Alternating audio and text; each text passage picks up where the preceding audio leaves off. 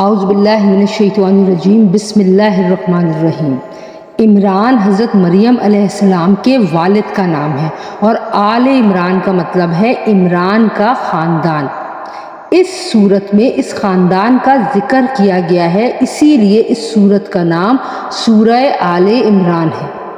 اس صورت کے بیشتر حصے اس دور میں نازل ہوئے ہیں جب مسلمان مکہ مکرمہ سے ہجرت کر کے مدینہ منورہ آ گئے تھے، مگر یہاں بھی کفار کے ہاتھوں انہیں بہت سی مشکلات درپیش تھیں۔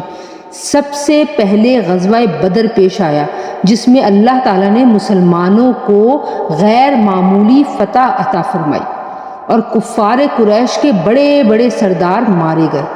اس شکست کا بدلہ لینے کے لیے اگلے سال انہوں نے مدینہ منورہ پر حملہ کیا اور پھر غزوہ احد پیش آیا، جس میں مسلمانوں کو عارضی پسپائی بھی اختیار کرنی پڑی۔ ان دونوں غزوات کا ذکر اسی صورت میں آیا ہے اور ان سے متعلق مسائل پر قیمتی ہدایات عطا فرمائی گئی ہیں۔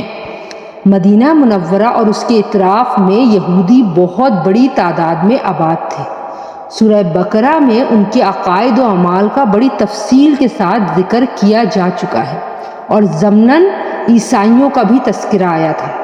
سورہ آل عمران میں اصل روئے سخن عیسائیوں کی طرف ہے اور ضمناً یہودیوں کا بھی تذکرہ آیا ہے۔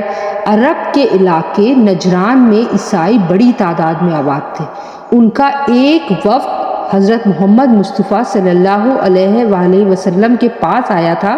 سورہ آل عمران کا ابتدائی تقریباً آدھا حصہ انہی کے دلائل کے جواب اور حضرت مسیح علیہ السلام کی صحیح حیثیت بتانے میں صرف ہوا ہے۔ نیز اس صورت میں زکوٰۃ، سود اور جہاد سے متعلق احکام بھی عطا فرمائے گئے ہیں۔ اس صورت کے آخر میں دعوت دی گئی ہے کہ اس کائنات میں پھیلی ہوئی قدرت کی نشانیوں پر انسان کو غور کر کے اللہ تعالیٰ کی وحدانیت پر ایمان لانا چاہیے اور ہر حاجت کے لیے صرف اور صرف اسی کو پکارنا چاہیے۔